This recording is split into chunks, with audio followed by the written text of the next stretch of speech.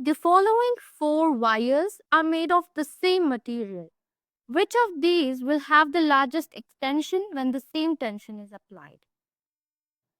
To determine which wire will experience the largest extension when the same tension is applied, we can use the formula for extension, which is nothing but delta L is equal to FL by AY, where F is nothing but the applied force, that is nothing but tension, L is the original length of the wire, A is the cross-sectional area of the wire, and Y is Young's modulus of the material, which is same for all the wires here.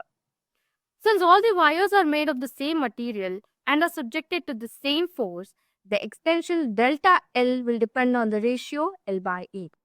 Thus, delta L is proportional to L by D square, and we need to calculate L by D square for each option and choose the one with the highest value, because highest value indicates the largest extension. Let's move to option A, where L is equal to 100 centimeter and D is equal to 1 mm.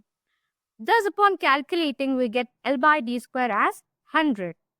Then moving to option B, where L is equal to 200 centimeter and D is equal to 2 mm, and substituting, we get 50 as the answer.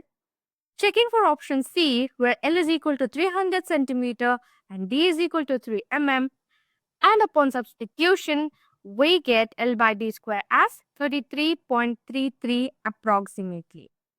Now checking for option D, where L is equal to 50 centimeter and D is equal to 0.5 mm. Applying these values in L by D square, we get 50 by 0.25, which is equal to 200. On comparing all the four options, the largest value of L by D square is for option D. So the wire with length 50 centimeter and diameter 0.5 mm will have the largest extension.